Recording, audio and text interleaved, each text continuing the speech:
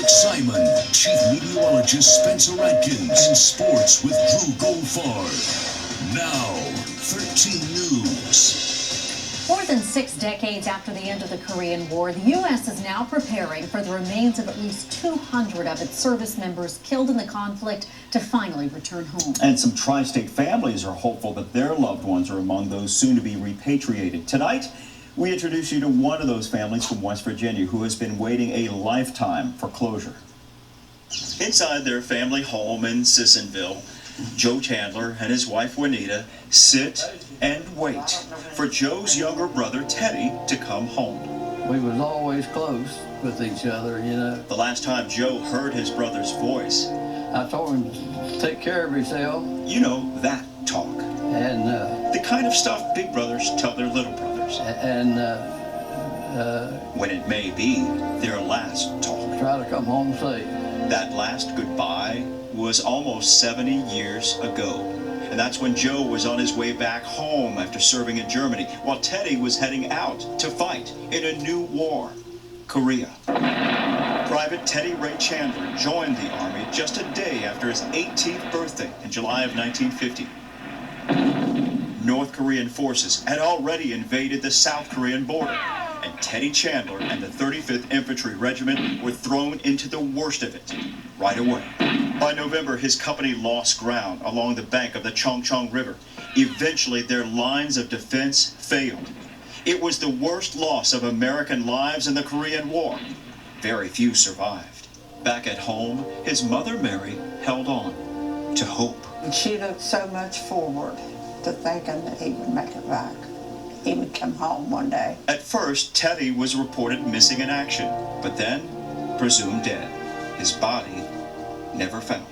She passed away and never knew about it. And she always thought that she would find out something about it. But she didn't. No, she didn't. Time is also running out on Joe. He's 89, the last survivor of 7 children who grew up with Teddy. After all this time with no answers, Joe wonders if his brother, who served in what's often called the Forgotten War, was himself forgotten. I feel that they did go over there and try, but they got what they could get and bring back, but then they just quit. That was over 12 years ago, the last time Joe heard from a group searching for Teddy. And while the process of recovering remains is still very slow, it's improving.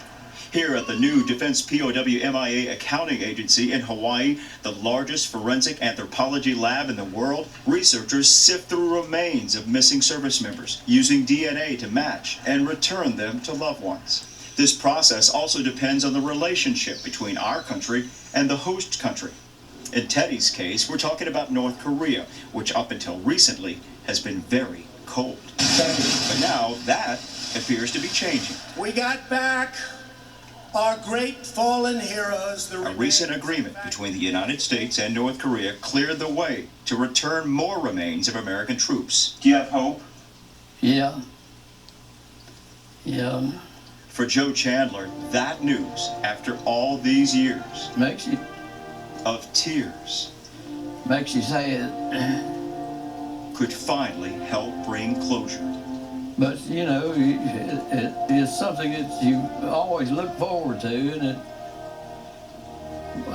to bring him home and put him away. And make sure he is not forgotten as they sit and wait. And now, I pray for him every night. pray. I know God can do anything. And if it's meant to be, I believe he will bring him Back to his family. back. We just have to wait and see. And Joe. I can just tell him how much I missed him. To give a formal goodbye his little brother and hero, Teddy, deserves.